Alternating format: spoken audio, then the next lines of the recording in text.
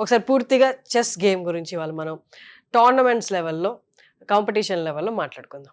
First we start with Gukesh మొన్న ఉంది కదా, అసలు జరుగుతున్నది ఏంటి? ఆల్రెడీ వరల్డ్ ఛాంపియన్షిప్ జరిగిపోయింది కదా, ఇప్పుడు వీళ్ళు ఆడుతున్నది ఏంటి? దానికి ఎవరెవరు అపియర్ అవుతారు? అది ఇప్పుడు జరిగే టోర్నమెంట్ వచ్చి నార్వే చెస్ 2025. అందులో క్యాండిడేట్స్ ఆడుతున్న టోర్నమెంట్ ఇది.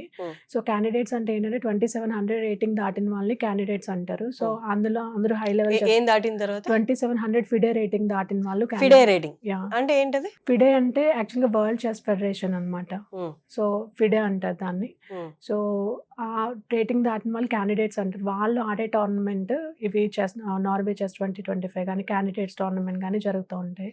ఆ రేటింగ్ అనేది నెంబర్ చెప్పారు కదా, అది ఎంత ఉండాలన్నారు? 2700. అది ఎలా డిసైడ్ చేస్తారు? అంటే ఫస్ట్ ఏంటంటే ఫిడే రేటింగ్ ఇచ్చేటప్పుడు ఏంటంటే ఇప్పుడైతే ప్రస్తుతం 1400 ఫిక్స్ చేశారు. సో 1400 నుంచి ఆడుతూ వెళ్తూ ఉంటే కనుక రేటింగ్ ఇప్పుడు మనకంటే హయ్యర్ రేటెడ్ మీద విన్ అయితే కనుక పాయింట్స్ పెరుగుతాయి. అంటే మనం ఉండే K20 K14 అనే ఫ్యాక్టర్ ఉంటుంది అనమాట. సో ఇప్పుడు అండర్ 18 ఇయర్స్ ఎవరైతే ఉంటారో వాళ్ళు K40లోకి వస్తారు అనమాట.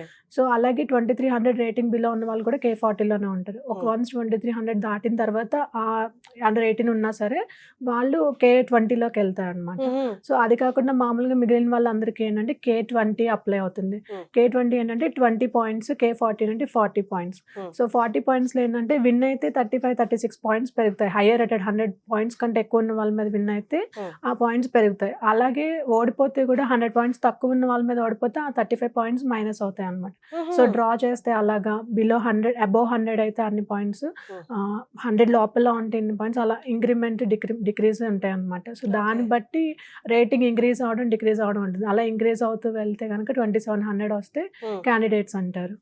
సో అలా ఇప్పుడు ఈ క్యాండిడేట్స్ అందరూ ఎలిజిబుల్ టోర్నమెంట్స్ అంటే అన్ని కంట్రీస్ లో టోర్నమెంట్స్ ఆడడానికి. ఇప్పుడు జరుగుతున్న నార్వే అన్నారు కదా, అది ఎలా ఉంటది? ఆ టోర్నమెంట్ అనేది ఎంత మంది పార్టిసిపేట్ చేస్తారు? అందులో ఇయర్లీ ఎన్నిసార్లు జరుగుతుంది? అంటే కొన్ని టోర్నమెంట్స్ వచ్చి ఇయర్లీ వన్స్ జరుగుతూ ఉంటాయి అన్నమాట. సో ఇది నార్మల్ నార్వే చెస్ టోర్నమెంట్.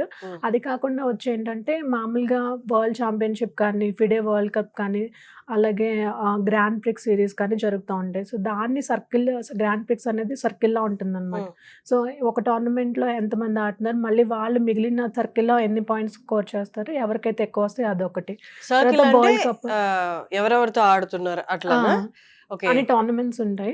ఒక గేమ్ లో గెలిచిన వాళ్ళు నెక్స్ట్ వాళ్ళతో హైయర్ లెవెల్ వాళ్ళతో ఆడతారా ఎట్లా? అంటే ఒకసారి ఒక చోట జరుగుతుంది ఫిడే గ్రాండ్ ప్రిక్స్, ఇంకోసారి ఇంకో చోట, మొత్తం అందరికి కలిపి ఎవరికి ఎక్కువ పాయింట్స్ వస్తే వాళ్ళని సెలెక్ట్ చేస్తారు. ఒక చోట అంటే వేరే కంట్రీ వేరే ప్లేస్ లో జరుగుతూ ఉంటుంది అనమాట. ఓకే.